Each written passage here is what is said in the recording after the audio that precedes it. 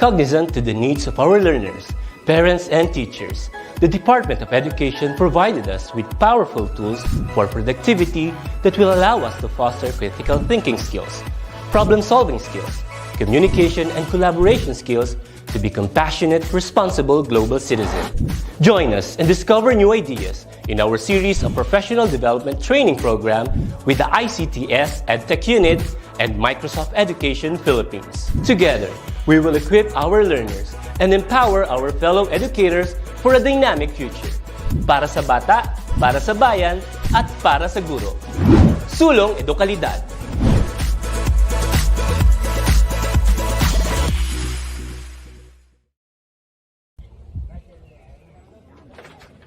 Magandang araw mga ka-ETUlay, ako ang inyong tutor Mad. Handa na ba kayo sa kapanapanabik at kabang-abang na ETUlay Summer Camp? Tara na at umpisan!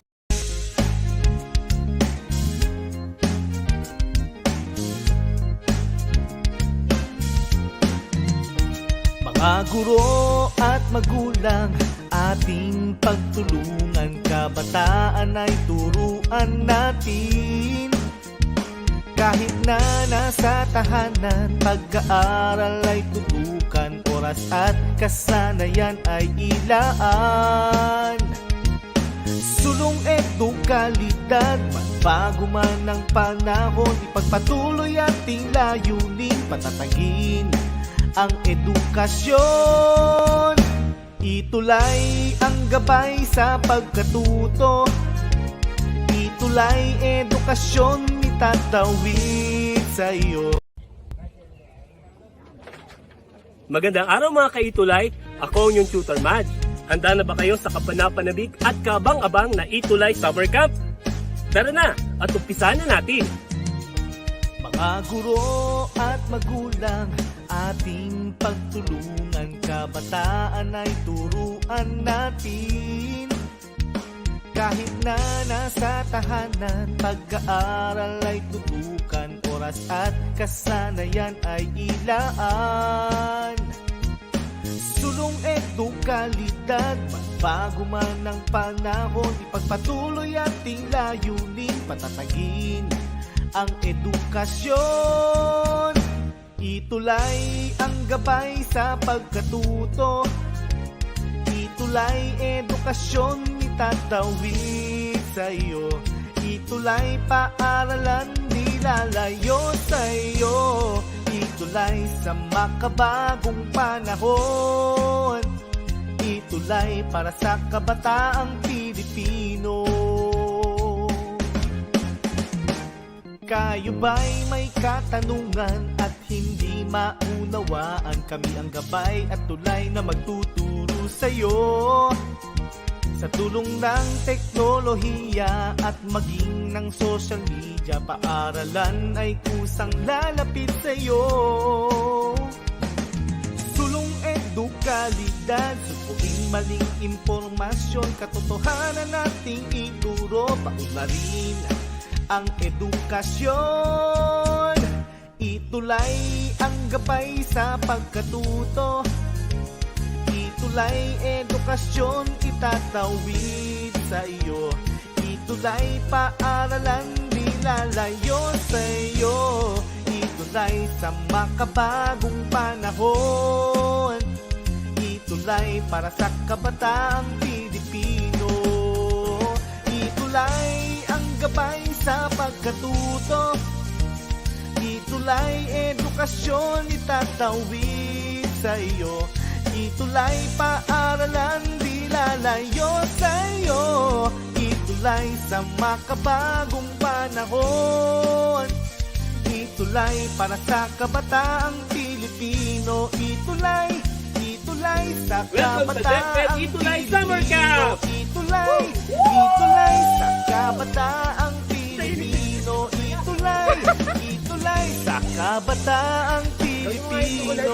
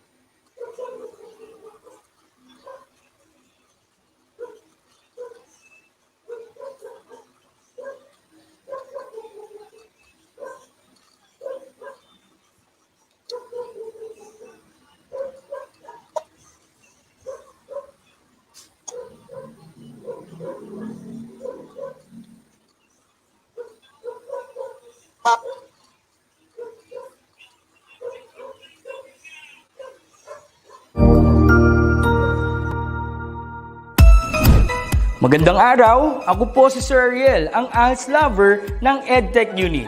Narito po ako para sa isang napakagandang balita at upang magpaalala na ang kinabukasan ay mas gaganda at uunlad kung ang lahat ay patuloy na mag-aaral. Sa edukasyon sa ating bansa, tiyak na walang maiiwanan sa pag-abot ng mga pangarap. Kaya naman ang Department of Education ICTS Educational Technology Unit at Alternative Learning System Task Force ay nagtutulungan sa pagkakaroon ng ALS Tech Empowerment Program upang maihatid ang excellent quality education sa ating mga ALS learner and teachers. To easily deliver the lessons from the modules and other references, we will provide tablet PC as part of the DepEd computerization program to all ALS teachers and orientation on the use of these packages. To deepen the pedagogical use of information and communications and technology in delivering instructions, there are training workshops on the use and curation of open educational resources or OER, Google and Microsoft productivity tools, creation of video lessons using PowerPoint presentations and KineMaster, and on ebook or e-magazine development. To create an avenue for remedial lessons that is open to all learners, teachers, and parents, we will have the ETUlay free online tutorial and mobile ETUlay, where we will visit remote schools to feature the best practices of our ALS teachers and learners. Sa mga out-of-school youth and adult, laging tatandaan na may pag-asa upang makapagpatuloy sa pag-aaral. May ALS para sa inyo. Ang edukasyon ay para sa lahat. Para sa bata, para sa bayan, para sa guro. Sulong Edukalidad.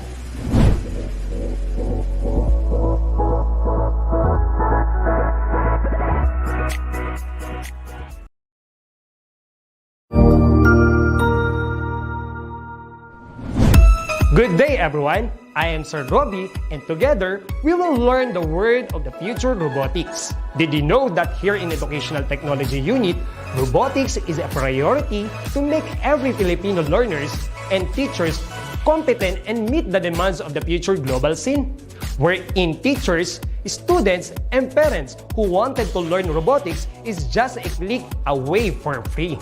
Robotics is an interdisciplinary field which integrates computer science and engineering.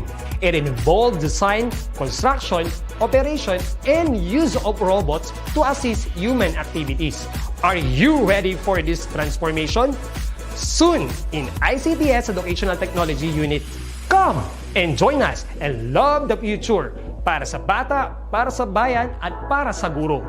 Sulong Edukalidad.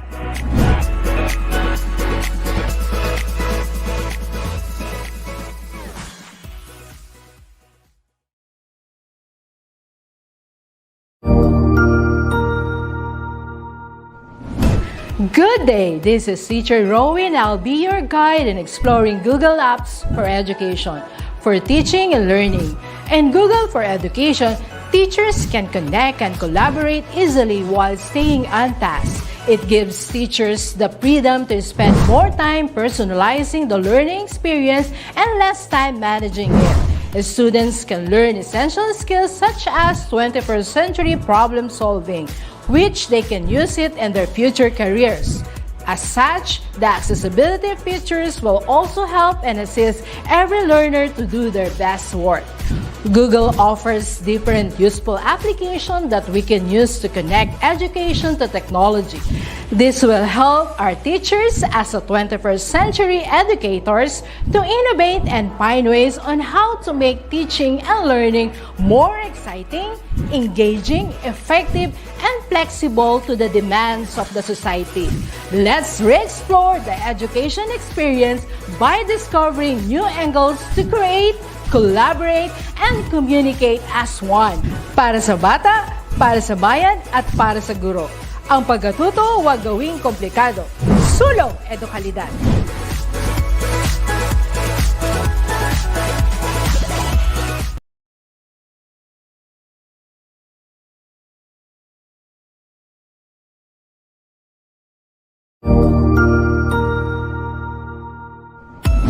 Hi teachers and learners! Good day! I am Mr. Alvin C., one of the EdTech specialists serving you with happiness. In response to the United Nations Declaration of Paris in 2012 about the open educational resources, the Philippines' basic education is ready to fulfill its promise to make learning accessible and give equal opportunity to every Filipino. This is the birth of the DepEd Commons to bridge the gaps of having adequate available resources with the aid of ICT equipment and infrastructure. The DepEd Commons was a flagship project headed by the Undersecretary for Administration, Alain Del B. Pascual, and Director 4 of the Information and Communication Technology Service, Abram YC Abanil.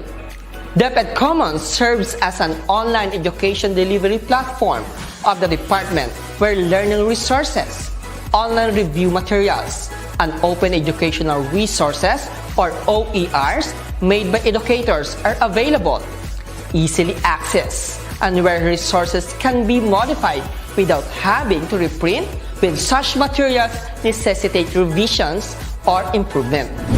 In cooperation with the Department of Information and Communication Technology or DICT, National Telecommunication Commissions or NTC, SMART, PLDT, and Globe, we can use the DepEd Commons for free, even without the data load or credits.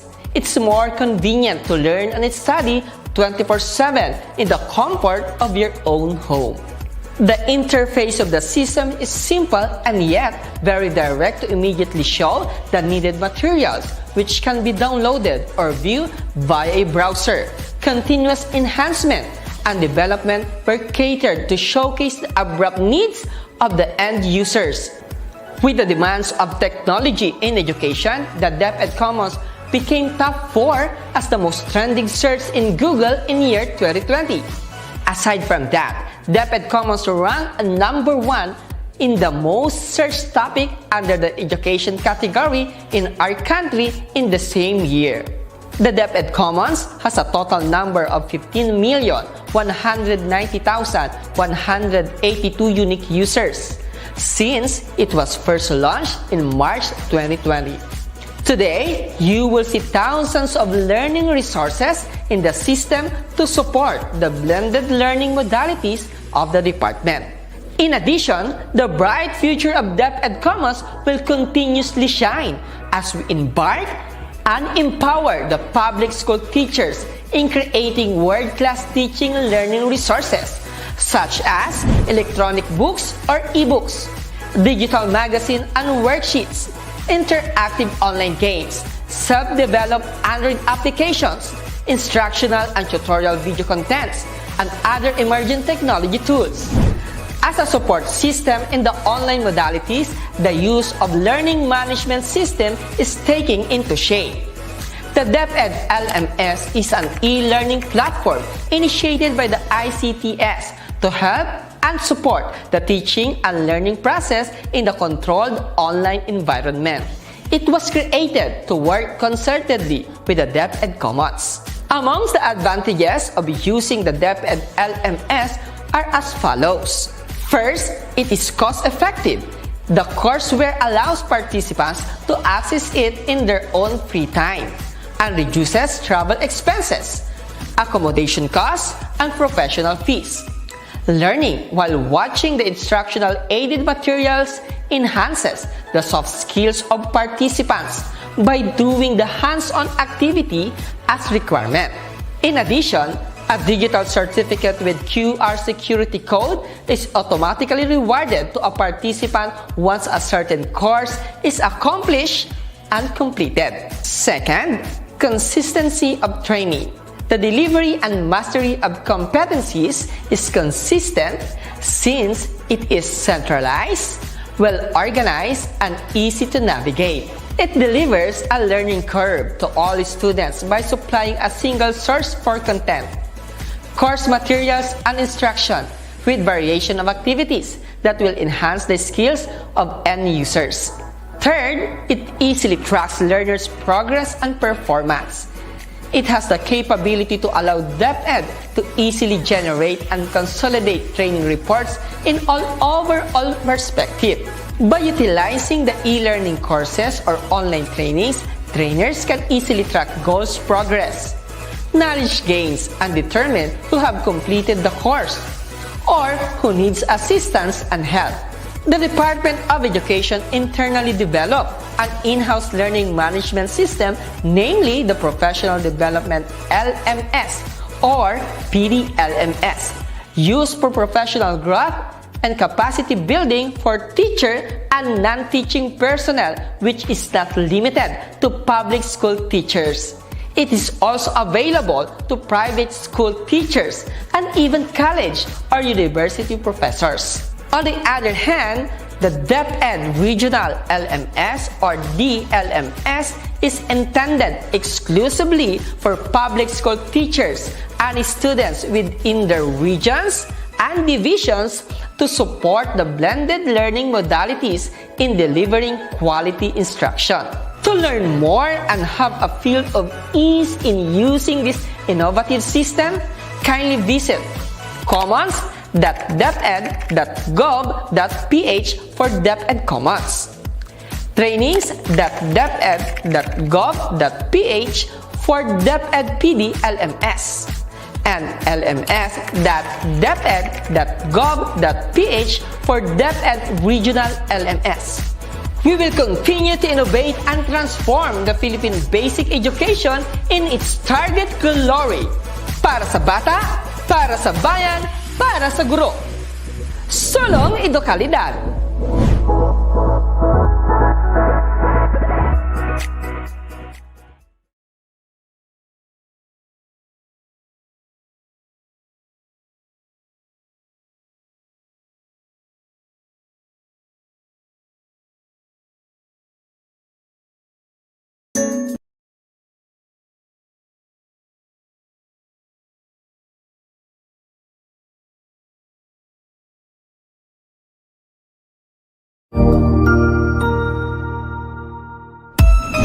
Good day! Are we digitally ready? This is a question that teachers and learners are probably asking right now. With the advent of DepEd's Digital Rise program, the Open Educational Resources or OER was woven together and finally realized. This project prioritizes the necessity to enhance the digital literacy skills of every teacher and learner in the country. Our OER mission is to connect the disconnected. OER is indeed an innovative initiative with a lofty aim to get disconnected schools and last-mile schools connected through ICT even without an internet connection. It is designed to cater to the need of these schools for interactivity, digitalization, and delivery of 21st century skills that will ensure that every learner is future ready. Join us in another training workshop and learn more about open educational resources. whose primary purpose is to provide support and assistance to learners and teachers in this rapid advancement of technology.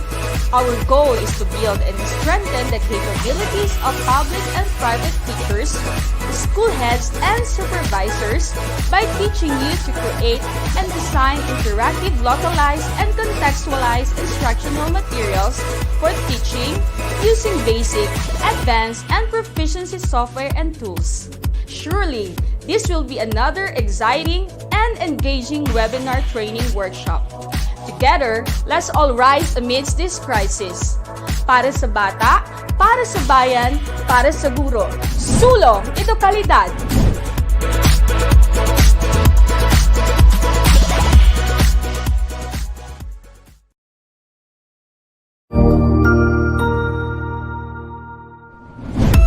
Good day, everyone. I am Sir Robbie, and together, we will learn the word of the future, robotics. Did you know that here in Educational Technology Unit, robotics is a priority to make every Filipino learners and teachers competent and meet the demands of the future global scene? Wherein teachers, students, and parents who wanted to learn robotics is just a click away for free. Robotics is an interdisciplinary field which integrates computer science and engineering. It involves design, construction, operation, and use of robots to assist human activities. Are you ready for this transformation? Soon in ICTS Educational Technology Unit. Come and join us and love the future para sa bata, para sa bayan, at para sa guro. Sulong Edukalidad!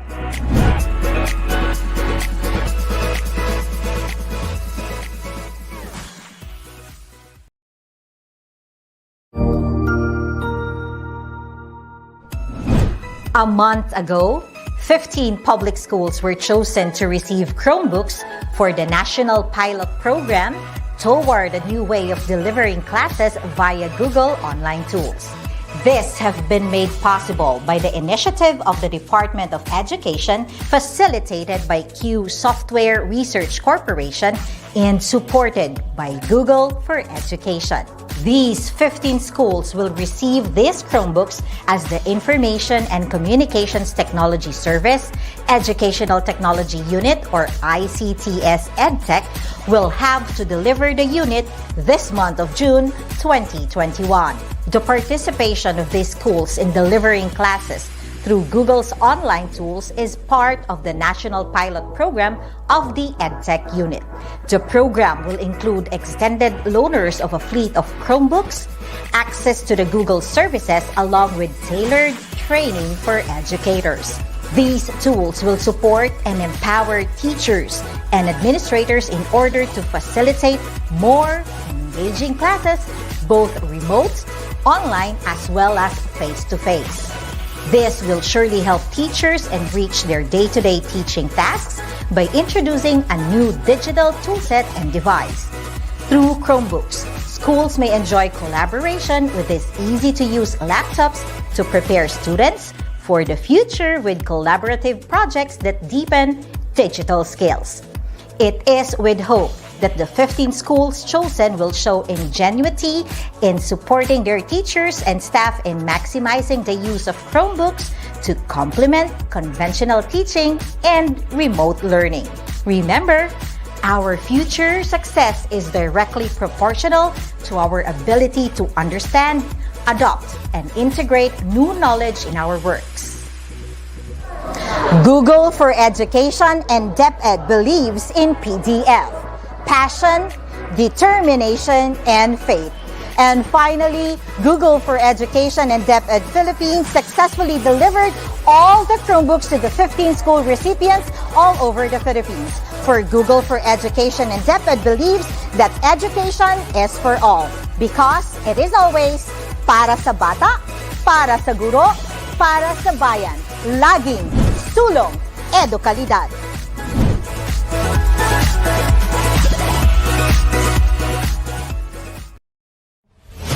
Year 2020.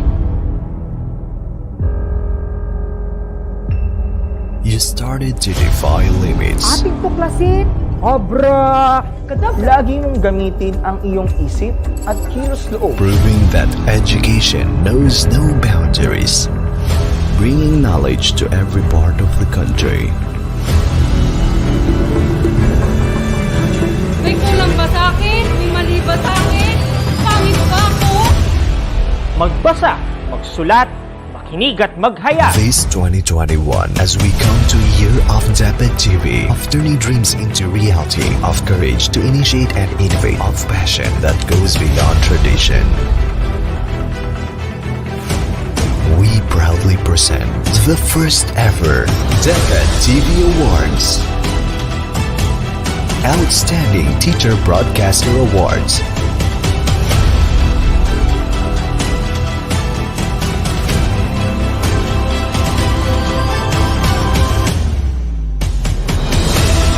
Production Awards.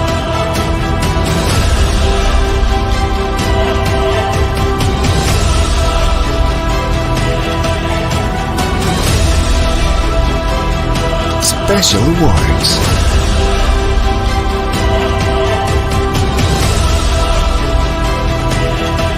And Core Values Awards.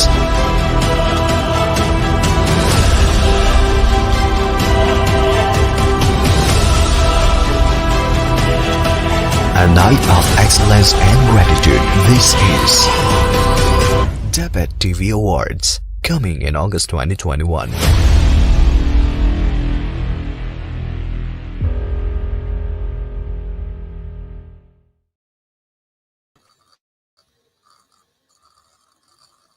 Narinig na po ba kayo?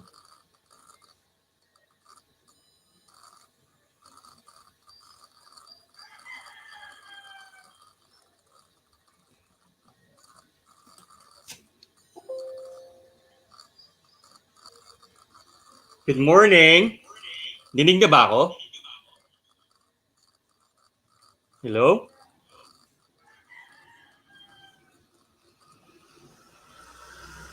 Yeah, let me just share my screen. All right. So again, welcome to the first episode ng Project Inspire for ETUlay Summer Camp. So kailan ba official na nag-start ang bakasyon natin? Ayan, tinig na. Sorry ah. Sumabay pa ang ating Wi-Fi connection kanina at ang laptop ay medyo laggy na din.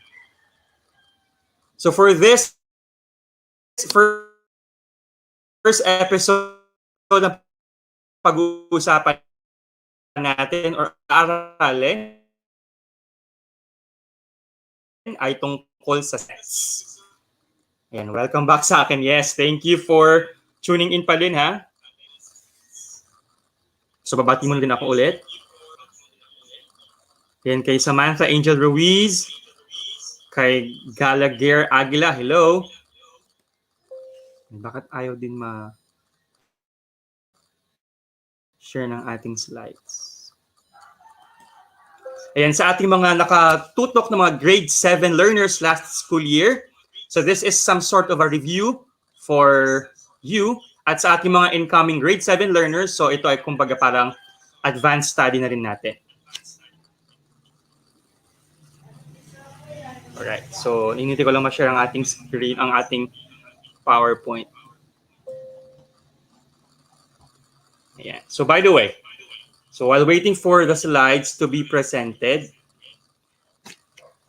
when we say sets, some books will have or will define it as a well-defined collection of objects. So again, set is a well-defined collection of objects. Pero, binigay yung definition, but in the latter part of the discussion, magpe-present din sila ng well-defined set at saka ng not well-defined set. So, which I think is kind of redundant because sa definition ng set, nakalagay na yung well-defined. So, a set is a well-defined collection of objects, and those objects are called elements ng set.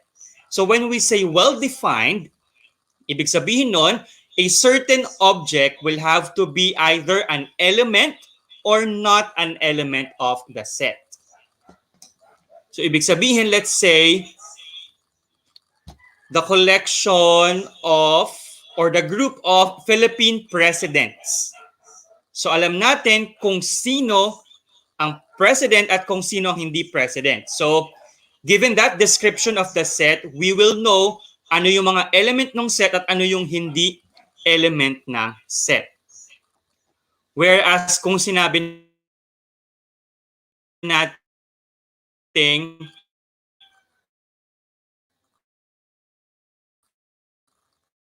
a group of beautiful women. O di ba sabi, ang beauty is in the eye of the beholder. Ibig sabihin, subjective yan. Maaaring magkakaroon ng iba-ibang sagot. Kung sino ba yung mga pasok doon sa set or kung sino yung hindi. That is why, hindi siya makakonsider na set because hindi well-defined yung collection ng mga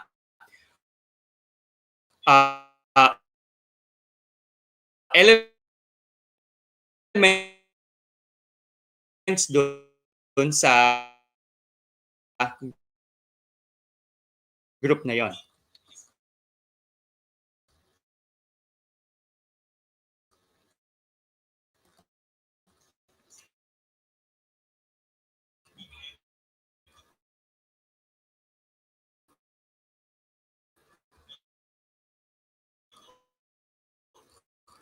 Okay.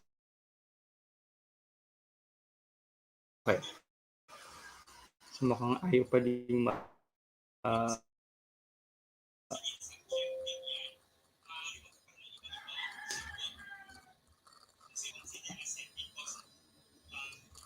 but ayaw pa din yatang ma-share ng ating slides.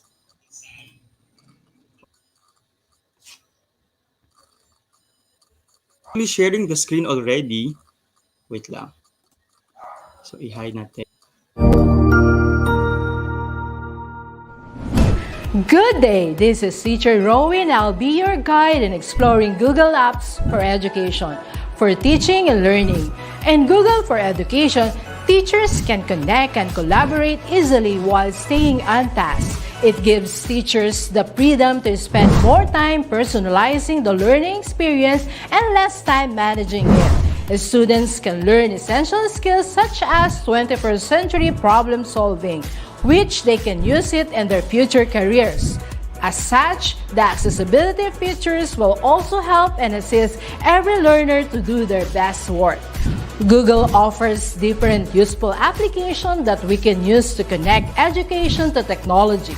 This will help our teachers as a 21st century educators to innovate and find ways on how to make teaching and learning more exciting, engaging, effective, and flexible to the demands of the society.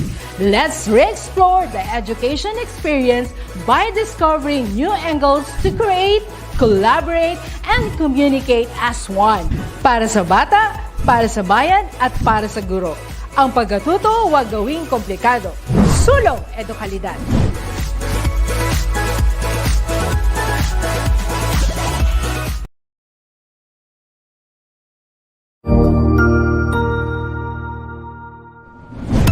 Good day, everyone. I am Sir Robbie, and together, we will learn the word of the future, robotics. Did you know that here in Educational Technology Unit, robotics is a priority to make every Filipino learners and teachers competent and meet the demands of the future global scene? Wherein teachers, students, and parents who wanted to learn robotics is just a click away for free. Robotics is an interdisciplinary field which integrates computer science and engineering. It involves design, construction, operation, and use of robots to assist human activities.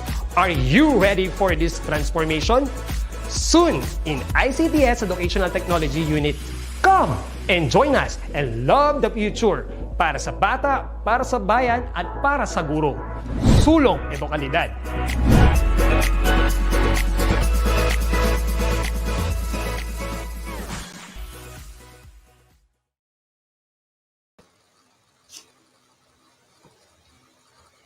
Ayan. Yung nakailang beses tayong nawala sa ere. Pasensya na. Thank you sa ating mga director, Sir Vin and Sir Ken, for being patient with me. Ayan, so tuloy natin ating discussion. So again, ang Project Inspire ay part ng ETUlay Summer Camp program every Friday, 10:30 a.m. to 11 a.m. So as we were saying kanina, pag sinabing set, so it is already the well-defined collection of objects. And these collection of objects, these objects are called the elements of the sets. So again, kapag sinabing group of beautiful women, ibig sabihin nun, mag-isip tayo, sino bang maganda, sinong hindi? So, ang magbavari yan from person to person kasi nga, subjective. Beauty is in the eye of the beholder. Whereas kapag set, it has to be well-defined. Meaning, alam natin kung ano at kung alin ang hindi part ng set. Now, pag sinabi natin subset, set A is a subset of set B if all elements of A are also in B. Meaning, A is contained, by set B. And this is the symbol to denote that set A is a subset of B. Pag wala yung parang vertical bar sa baba, that is read as A is a proper subset of B. Pag sinabing proper subset, merong at least one element ang B, na hindi element ng A. And when we say the cardinality of a set or the cardinal number, it refers naman sa number of elements sa isang set. So this is just a review of terminologies na tinake up na natin mga kuya or ate last school year sa kanilang grade 7 mathematics. A set is finite, so that is pronounced as finite, if it has a countable number of elements. Meaning, you will be able to identify kung ilan ang number ng elements sa set na yon. Otherwise, kapag tuloy-tuloy lang yung mga elements, meaning walang katapusan, di mo alam kung ano yung last element ng set, it's called infinite. The universal set is the set containing all elements in the defined set or yung set under consideration. So, ibig sabihin, it varies depending on what is being discussed or being talked about. Now, if a set does not contain any elements, meaning ang kanyang cardinal number or cardinality ay 0, it is called empty or null set. Ayan. Pag set operations naman, we have here union, written as, if we have union of A and B, it is written as A, tapos symbol for the union, and then B, read as A union B. So ang set na yan, it will contain all elements of A and B. So pagsasamahin yan, but we will only list the elements once. Hindi pwedeng umulat ang mga elements. Intersection naman on the other hand, which is symbolized by this parang inverted U. So A intersection B ang basa dyan. So the set containing the common elements of A and B. Meaning yung kung ano yung parehong laman ng set A at B. Yun ang magiging intersection nila. Kapag difference naman, A minus B, it will be the set containing all the elements of A not found in B. So kapag B minus A, elements yun ng B na wala sa A. Complement. So this is read as A complement. A complement, it's universal set minus set A. So all the elements in the universal set na wala sa set A. Yan ang complement. Nakakasunod pa naman tayo, no? So are we able to follow dun sa ating mga discussion ng terminologies? Ayan. Let's have problem number 1 na. In a survey of grade 7 students, 12 like chocolate ice cream and 14 like vanilla. So ibig sabihin ng survey nito kung ano ang mas paborito or ang preferred flavor ng mga bata. Vanilla ba or chocolate ice cream? So 12 among those surveyed said na gusto nila ang chocolate ice cream, while 14 said vanilla. Pero sa number na yan, sa mga numbers na yan, meron dyan 6 na nagsabing they like both flavors. So we have to find the number of students na sinurvey. So hindi naman ibig sabihin na 12 nagsabing chocolate ice cream, tapos 14 like vanilla, ay 26 lahat yon. So hindi ganun dapat. Tapos tapos minus 6 ba? Let's see. So 20, no? Sabi ni Chino, okay, si Chino ay ating naging student yan sa ETUlay for grade 6 math. Hello, Chino. Sa 20 ang sabi niya. Bakit naging 20? Anyone? O, Chino, ikaw, bakit naging 20 ang sagot mo? Ayan, so kanina parang robotics class ba tayo? Tunog robot ang aking boses kanina. Yan, because of the internet connection. Ayan. I think, for me to discuss this problem, okay, ng maayos, let me use my whiteboard. Yeah. So, alisin ko muna yung ating PowerPoint. Tapos, i-focus natin ang ating paningin sa ating whiteboard. Ayan. Okay. So, we're going to construct a Venn diagram for the problem.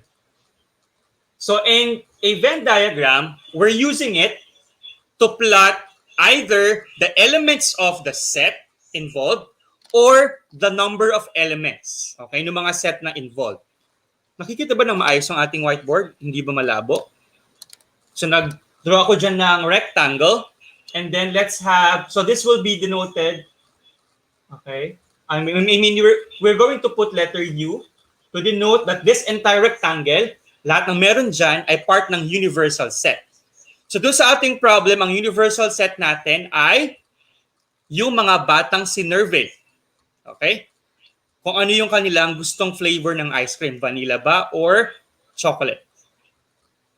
So we're going to have naman inside the rectangle 2 overlapping circles. Okay.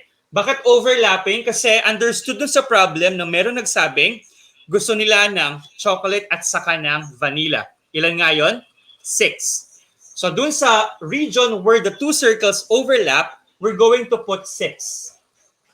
So this means that yung 6 na yan, okay, by the way, this circle here will represent the number of grade 7 students na sinurvey na nagsabing gusto nila ng chocolate. So, C. Tapos yung isa, V, which stands for number of students na ang gustong flavor ay vanilla. So, ilan nga nagsabing gusto nila chocolate? 12. Ang 14 naman ay vanilla.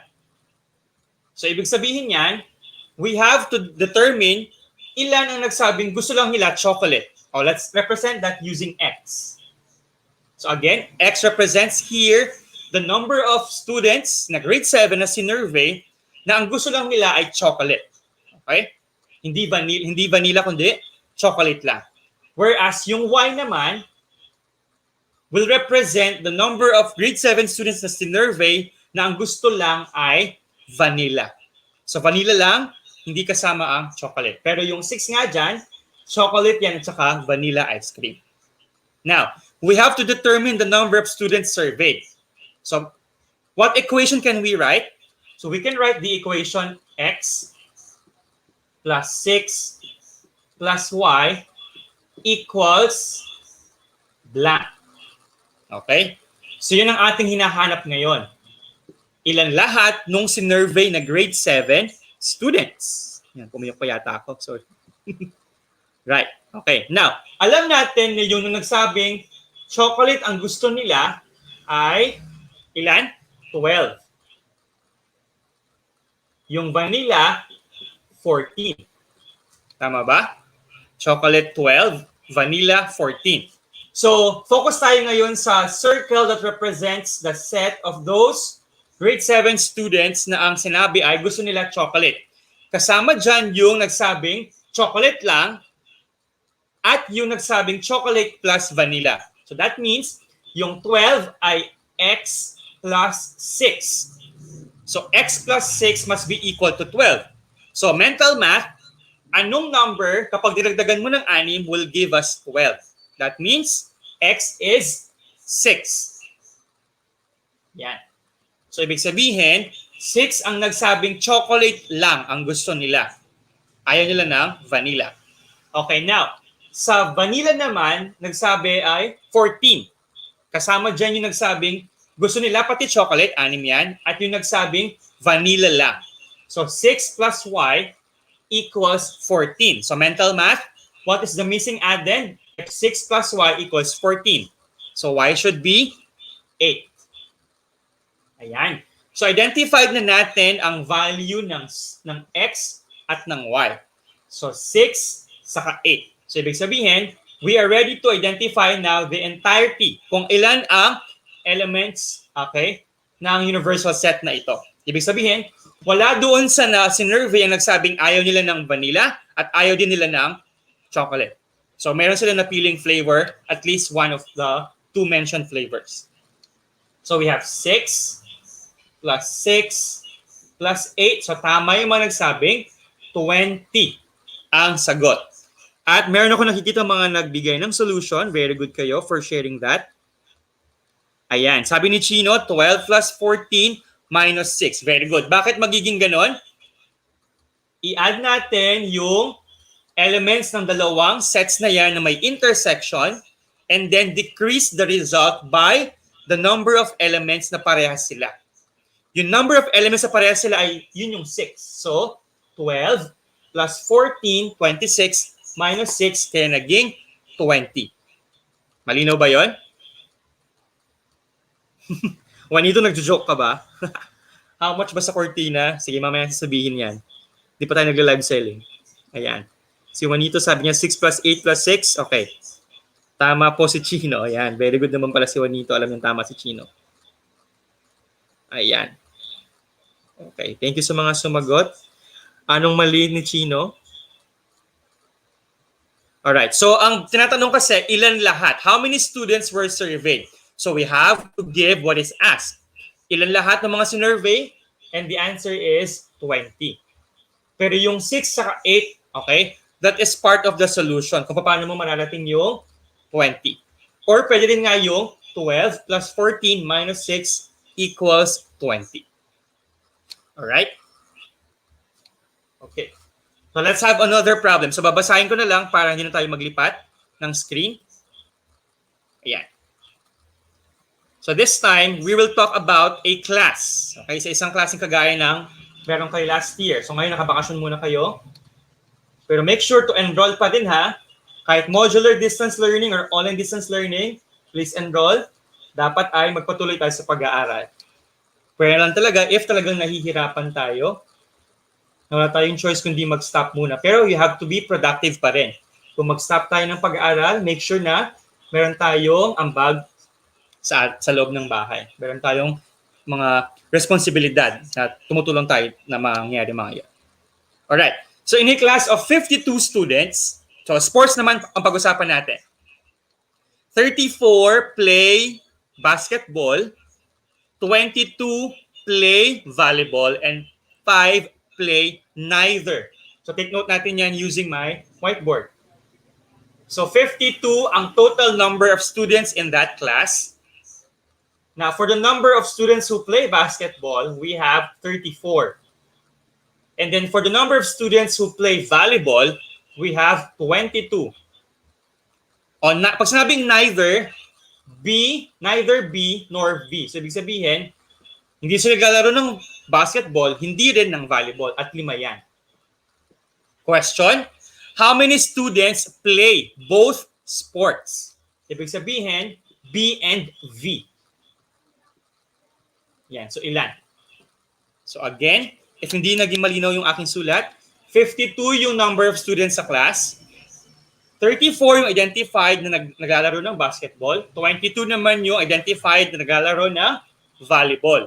Whereas 5 ang hindi naglalaro ng parehong sports. So ang question dyan, ilan ang naglalaro ng parehong sports? Ayan. So for this problem, we will again construct a Venn diagram. So the entire rectangle will represent the universal set represented by letter U. So iba yung U sa ginagamit na symbol for union, although parang identical sila. Pero pagdating sa equation editor, syempre, yung letter U is for universal set, whereas yung U shape ay for the union of sets. So we have two overlapping circles again. So one will be for basketball and V for volleyball. So ibig sabihin, set B and set V are both subsets of the universal set. Yan. So ang identified natin, okay, 34 yung buong set B, meaning yung number of elements niya. So meron dyan 34 na pangalan, okay, naglalaro ng basketball. Okay? So lagyan natin ng equals 34 ito, so, or N of B. So this is how we write or express the cardinal number or cardinality of a set. We write N and then open parenthesis, tapos may pangalan ng set sa loob. Or pwede rin naman yung parang absolute value symbol. And then for N of V, or number of elements for set V, we have 22. Now, how do we plot on this diagram yung isa pang given information na 5 among the 52 students neither play basketball nor volleyball. So yan ang nasa labas ng dalawang overlapping circles. Kumbaga yan yung complement ng union ng dalawang sets na yan. So how do we plot that? Dito sa labas. 5. So 5 is outside, okay, the two overlapping circles because ito yung 5 part ng klase na hindi naglalaro ng volleyball, hindi rin ng volleyball. So ano ibig sabihin lang yan? Ibig sabihin yan, yung total number of students naglalaro ng basketball or volleyball or both ay 47. How do we get 47? Siyempre, 52 minus 5. Okay? We subtract 5 from 52 para malaman ilan lahat ng bilang ng nire-represent ng overlapping circles natin. So that is 47. Okay? 47 yan. So again, sa overlapping regions natin, overlapping circles, may 3 regions dyan. Let's represent each using a variable. So we have X, Y, and then Z. Okay. So malinaw ba yung ating whiteboard? Ayan. Taba ng mukha ko. X. So X here represents the number of students who play basketball only. Okay? Now, Y represents the number of students who play both sports. Tandaan nyo yun, ha? Y represents both sports. Z represents the number of students who play volleyball only. Okay, so X, basketball only. Y, parehong basketball and volleyball. And then for Z, volleyball only. So alam natin na X plus Y ay 34. Kasi yan ang sinabing bilang ng mga naglalaro ng basketball. So kasama pa rin dyan yung naglalaro ng basketball. At the same time, they also play volleyball. So X plus Y is 34. So sulat natin yan dito sa ating gilid. Gilid pala ng whiteboard, hindi sa gilid natin. So again, X plus Y. Malinaw ba yung solution natin eh? So X plus Y equals 34. While we have Y plus Z. Number ng mga estudyanteng kalaro ng volleyball, which is 22. O yan. How do we get, okay, the answer to the question, how many play both sports? Sige nga. What is your answer? Bakit meron tayong 56, Chino? Sumobra yata? So correction lang ha. Yung 52, yun yung buong, yung ating buong universal set. That's already the total. Number of elements sa universal set. 52. Tapos nag-minus 5 tayo dahil nga 5 yung hindi naglalaro ng parehong sports. So ibig sabihin, 47 lang ang total nito. How do we do this? Yeah. Yan, mukhang tahimik ang ating klase. And pakinggan natin humuhuni ang mga ibon tuloy. Yeah. So how do we identify the value of Y? Ito kasi hinahanap natin eh. How many students play both sports? So, what we can do is, okay, to write another equation. X plus Y plus Z. And what is the total of these three? Ibig sabihin ng X plus Y plus Z, yung total, yung kabuuan ng mga bata sa klase na naglalaro ng volleyball, basketball, or both. And that is 47. We identified that kanina. So X plus Y plus Z equals 47. Ayan. So with the help of this equation, we can already identify the value of one variable, one among the three. So alam natin na X plus Y ay 34. So ibig sabihin, itong part na itong equation natin na X plus Y plus Z, yung X plus Y, yan ay 34. Ibig sabihin, 34 plus Z is equal to 47. So what should be the value of Z? So that 34 plus Z is equal to 47. Again, what is the value of Z? If 34 plus Z is equal to 47.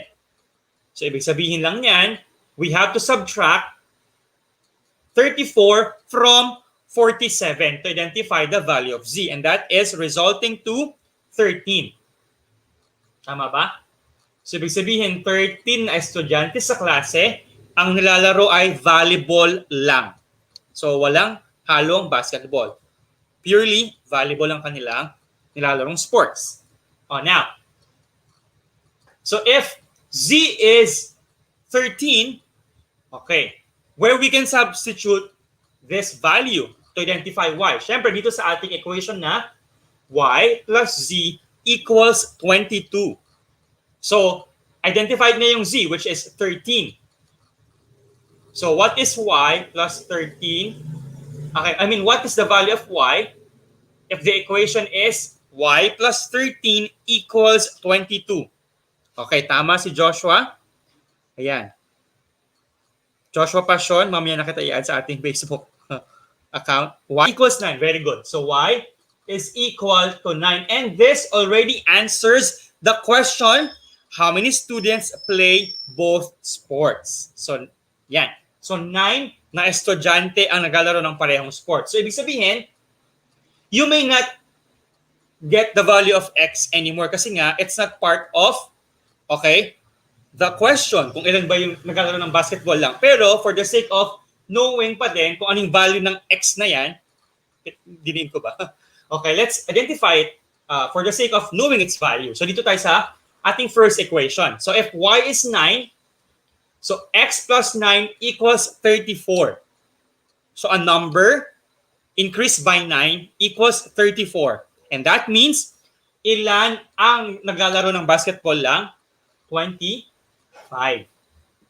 Ayan. So, mas marami pa rin, no? Sa klase na yun, ang mas naglalaro ng basketball kumpara sa volleyball.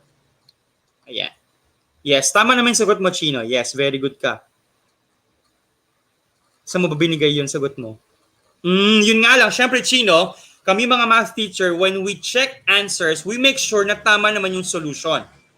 Kasi, maaaring tama yung sagot but the solution is not correct. So, parang medyo malabo makakuha ng maganda-gandang score for that part. Yan ha. College ka na yata, alam mo na to ha. Okay, so Joshua gave the complete set of answers for the values of X, Y, and Z. X is 25, Y is 9, Z is 13. Wait lang. Parang kanina pa yan lumilitaw yung 56 na yan. Bakit may 56? Chino, bakit, saan galing ang 56?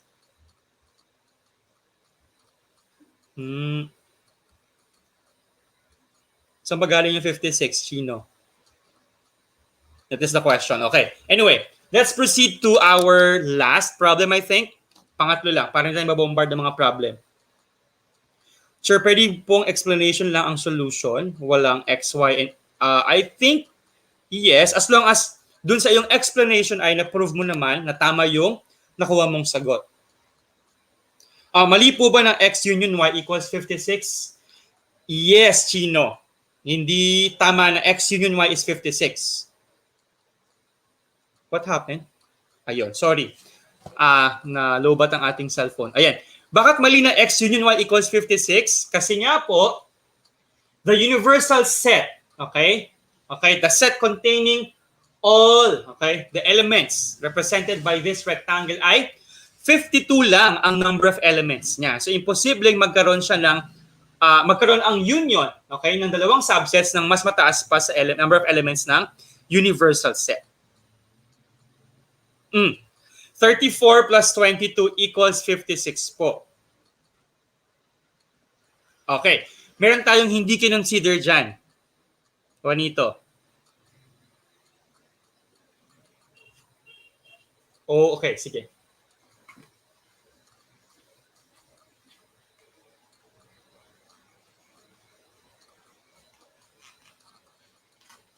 Sige, tingnan natin ha.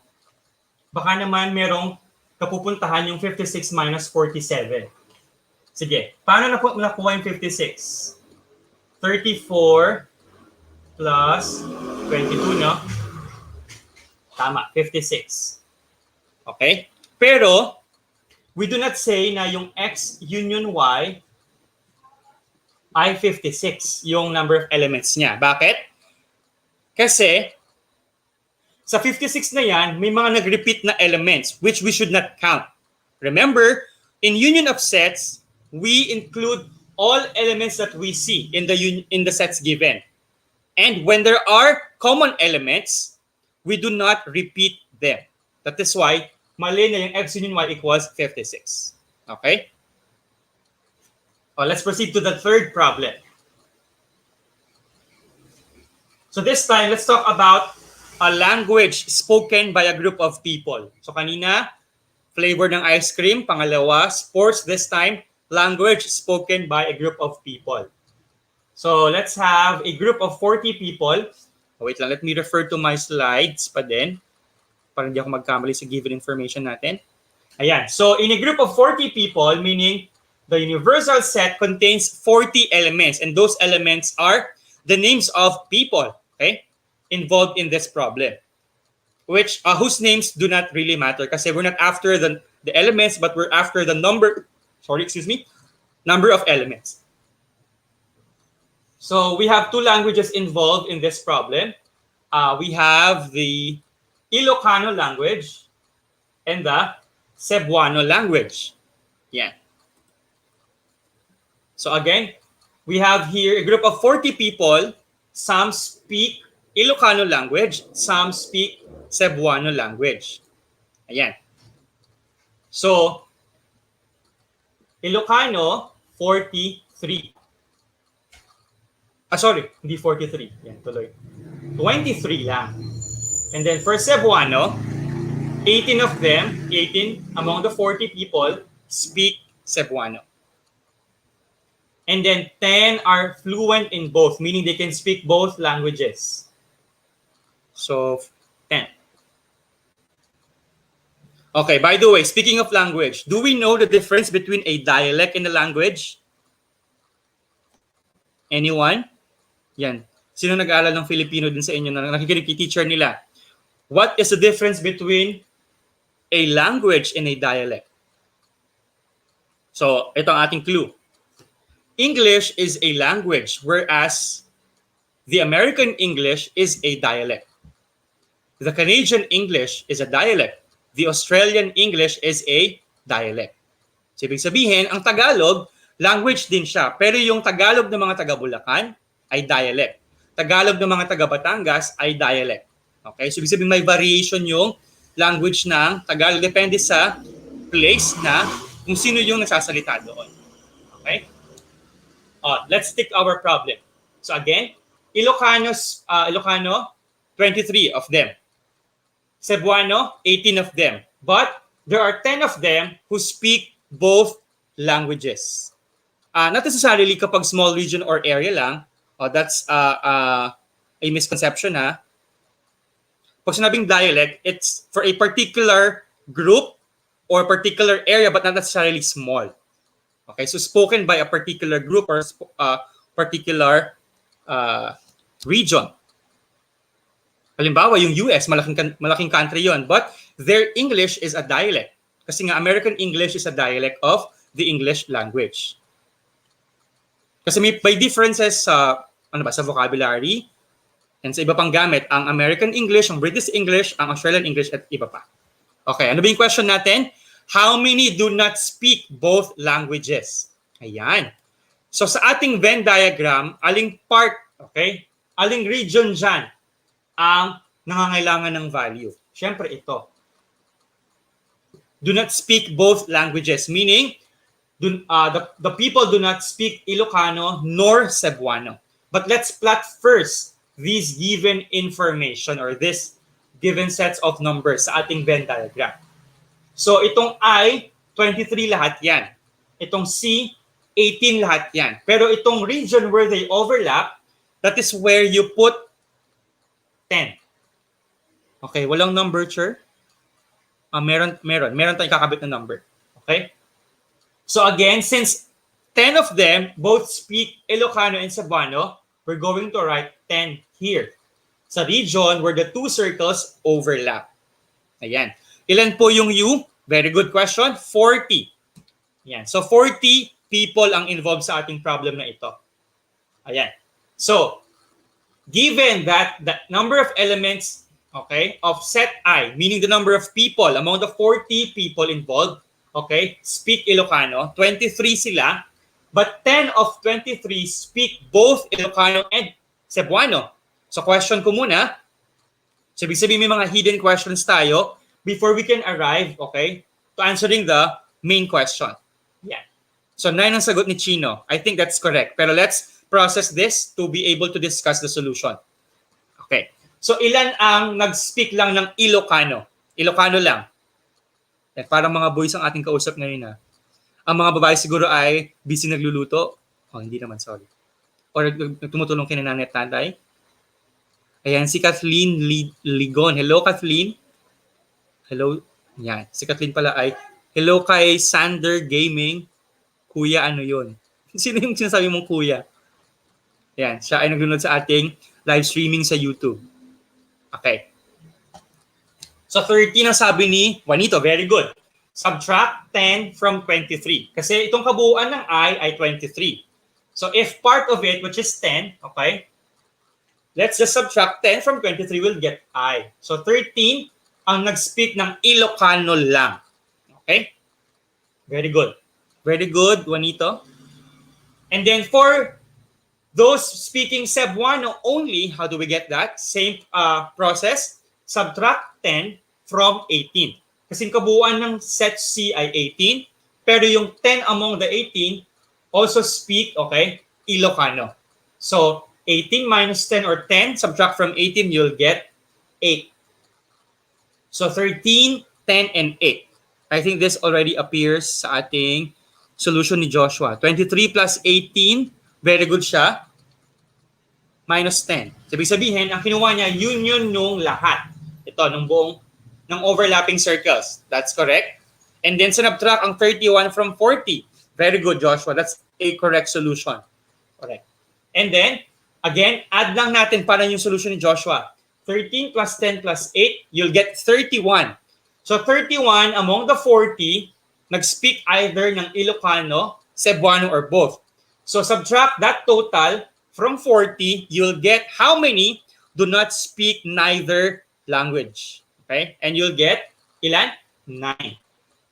13 plus 10 plus 8 ay 31. Subtract it from 40, you'll get 9. Okay? So, sino mo nakakuha ng... Okay. 8 po, Cebuano. Okay. Very good, Juanito. Ayan. So, thank you for tuning in.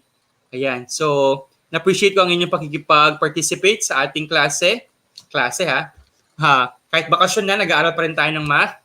This is for us to enhance our knowledge. Sabi nga, di ba? There will always be room for improvement. So, yung alam na natin, pwede pa yung mahasa. Okay? And, of course, please also support the other programs of ETUlay Summer Camp. Bago ang Project Inspire, meron tayong reading program.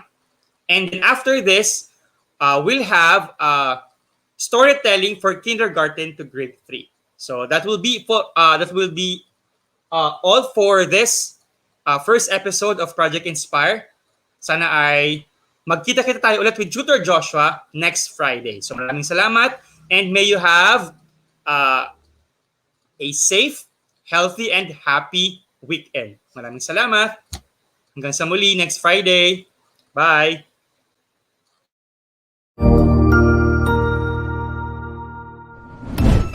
Cognizant to the needs of our learners, parents, and teachers, the Department of Education provided us with powerful tools for productivity that will allow us to foster critical thinking skills, problem-solving skills, communication and collaboration skills to be compassionate, responsible global citizens. Join us and discover new ideas in our series of professional development training program with the ICTS-EdTech unit and Microsoft Education Philippines. Together, we will equip our learners and empower our fellow educators for a dynamic future.